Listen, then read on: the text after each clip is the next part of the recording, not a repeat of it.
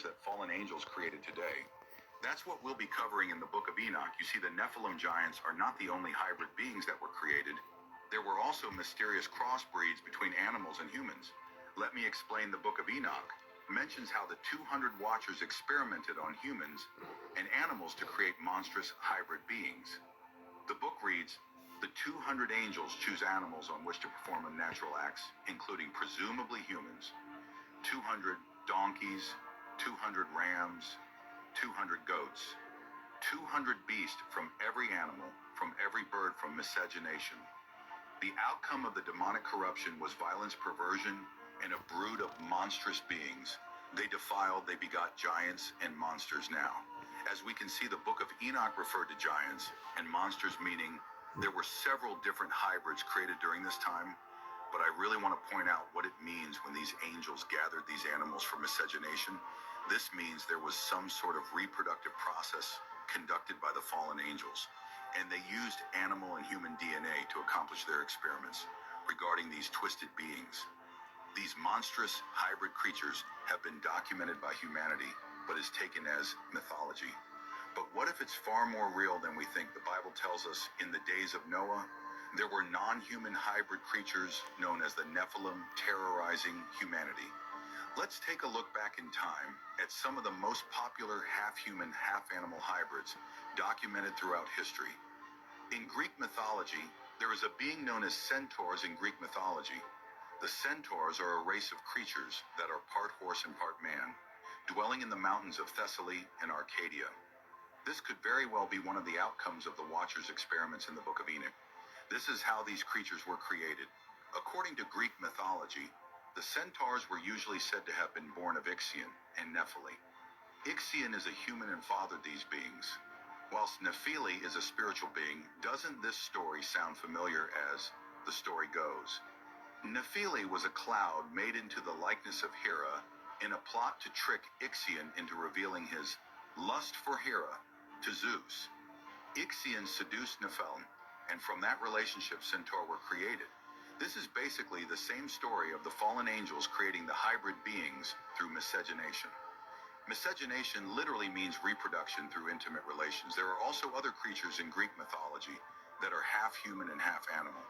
They are known as sirens, although most people refer to sirens as mermaids. Now in Greek mythology, they are half bird, half human creatures. And as we know, the Book of Enoch said, the fallen angels took 200 of every bird to genetically manipulate them, which created hybrid creatures.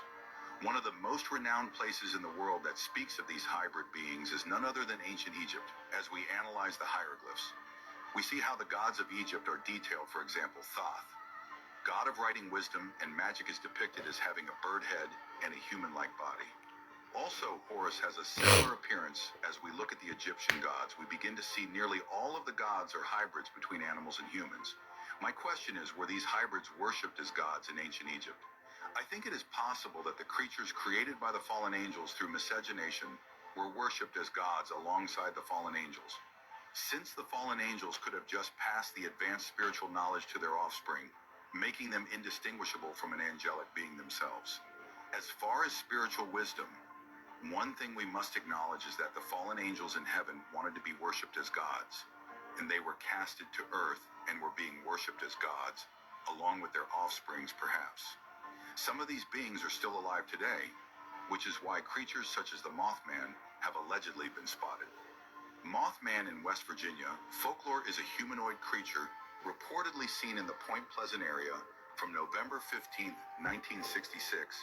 He looks like he's partially a giant moth and partially a man.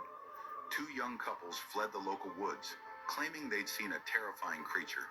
They recounted their story to the sheriff and reported that the entity looked human in most respects except for its 10-foot wings and glowing red eyes. Mysterious beings that are believed to exist but haven't been proven to exist have been labeled as cryptids, and these cryptid creatures have been spotted all over the world. However, there is something very important I want to point out about these creatures. They all have something in common for the most part. They all seem to look like hybrid creatures, which is why I made the comparison between the hybrids in the Book of Enoch and these mysterious cryptid creatures. The Bible did mention in Genesis 6:4 how the biblical hybrids existed before the great flood, and also after from this verse, we can further imply that a possible reason we're seeing these cryptid creatures is because they survived the flood. The great flood was actually meant to remove these abominations, not necessarily humans. God just knew in order to cleanse the earth, he needed to remove all of the corruption as a whole. These creatures are also known as abominations. God did not intend for these beings to exist, which is why most of them were eradicated, even if we still see small signs of their existence. It's nowhere near as bad as it was in the days of old. These hybrid creatures were terrorizing humanity, and they are even described in the book of Enoch as demonic beings. The spirits of the hybrids who perished in the great flood became what we now call demons. Perhaps this is why demonic creatures such as Baphomet look like a half-human, half-animal hybrid. Actually, now that I think about it, almost every demon that is depicted are all some kind of animal-human hybrid. Human. Let me know what you think about